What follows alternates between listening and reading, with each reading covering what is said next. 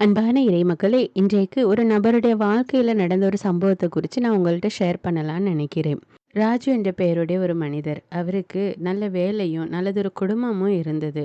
ஆனாலும் அவருடைய உள்ளத்துல எப்பவும் பயம், எதையாவது குறிச்சு கவலை, எதிர்காலத்த குறிச்சு கவலை, அல்லது பண தேவைகள குறிச்சு கவலை, உடல் நலத்த குறிச்சு கவலை, இப்படி ஏதாவது ஒரு விஷயத்த குறிச்சு அவர் எப்பொழுதும் கவலைப்பட்டு கொண்டே இருந்தாரு. மனசுல நிம்மதிங்கிறதே இல்ல. இப்படிப்பட்ட சூழ்நிலையில ஒரு நாள் அவரு திருப்பள்ளிக்கு போயிருக்கும்போது, அங்க ஃபாதர் பிரசங்கத்துல, "ஆண்டவர் உனக்கு ஆசி வழங்கி உன்னை காப்பாராக" என்ற இறை வார்த்தையை தினமும் நேரம் கிடைக்கும் போதெல்லாம், ஞாபகம் வரும்போதெல்லாம் சொல்லுங்க அப்படின்னு சொன்னாரு. அப்படி நீங்க சொல்லும்போது உங்களுடைய வாழ்க்கையில அற்புதம் நடக்கும். மேலும் உங்களுடைய உள்ளத்தில் உள்ள பயம் எல்லாம் விலகி போய்விடும் அப்படின்னு சொன்னாரு. அத கேட்டதுலேருந்து இந்த ராஜுனுடைய உள்ளத்திலயும், நானும் இத தினமும் என்னுடைய வாழ்க்கையில சொல்றேன். தினமும் நான் சொல்லும்போது ஆண்டவர் எனக்கும் என்னுடைய உள்ளத்துல இருந்தும் பயத்த எடுத்து போடுவார் அப்படின்னு ஒரு நம்பிக்கையோட அவன் தினமும் சொல்ல ஆரம்பிச்சான். காலையில எழுந்த உடனே, பகல் நேரங்கள்ல, இரவு தூங்குவதற்கு முன்னாடி மற்றும் எப்பல்லாம் அவருடைய உள்ளத்துல பயம் வருதோ, அப்பல்லாம் அவர் இந்த ஆண்டவருடைய இந்த இறை வார்த்தையை திரும்ப திரும்ப அவருடைய உள்ளத்துல சொல்ல ஆரம்பிச்சாரு. இப்படி சொன்னதிலிருந்து 1 மாதத்துல அவருடைய உள்ளத்துல இருந்த அந்த பயம் நீங்கி விட்டது.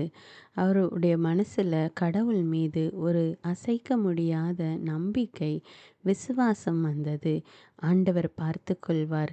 எல்லா சூழ்நிலைகளிலும் ஆண்டவர் என்னோடு இருந்து என்னை காப்பார், என்னை ஆசீர்வதித்து வழி நடத்துவார் என்று அவர் முழு நம்பிக்கையோடு ஆண்டவரை கொண்டார். அவர் சொன்ன அந்த இறை வார்த்தை இஸ்ரேல் மக்களுக்கு கடவுள் ஆரோன் மூலமாக கொடுத்த வாக்குறுதி. எண்ணிக்கை நூல் அதிகாரம் 6 இறை வார்த்தை 24 இவ்வாறாக கூறுகிறது. ஆண்டவர் உனக்கு ஆசி வழங்கி உன்னை காப்பாராக.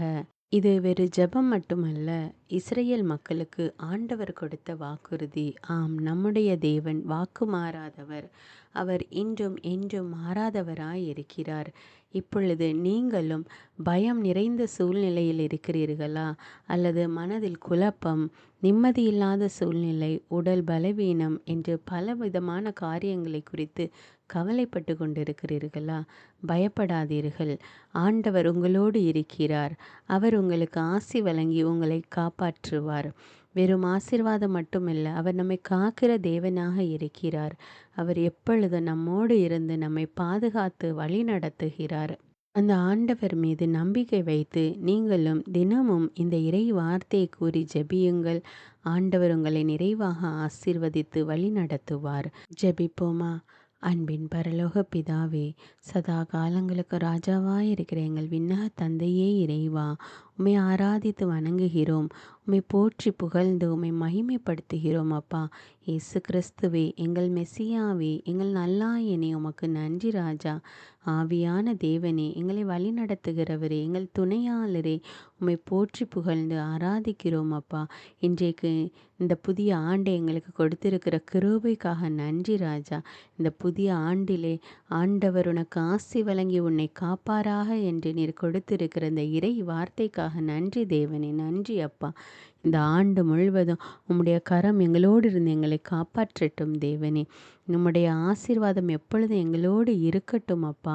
எண்ணிக்கை நூல் அதிகாரம் 6 இறைவார்த்தை 24 நீர் கூறியுள்ளபடி ஆண்டவர் உனக்கு ஆசி வழங்கி உன்னை காப்பாராக என்று இஸ்ரேல் மக்களுக்கு ஆசி வழங்கிய தேவன் இதோ இப்பொழுது எங்களுக்கும் எங்கள் குடும்பத்தில் ஒவ்வொருவரையும் ஆசீர்வதியும் அப்பா. அதே இறை வார்த்தையை நாங்கள் கூறி ஜெபிக்கிறோம் அப்பா. இப்பொழுதே எங்களை ஆசீர்வதித்து எங்களை காத்தருளும் தேவனே. உம்முடைய ஆசி எங்கள் குடும்பத்தின் மீது தங்கட்டும் அப்பா. எங்கள் ஒவ்வொருவர் மீது உம்முடைய ஆசீர்வாதம் நிறைவாக இருக்கட்டும் அப்பா. உம்முடைய காக்கின்ற கரம் எங்களை வழி நடத்தட்டும் அப்பா. எல்லா துதி கன மகிமை உமக்கே செலுத்துகிறேன். இயேசுவின் இன்ப நாமத்தில் ஜெபிக்கிறேன். ஆமேன்.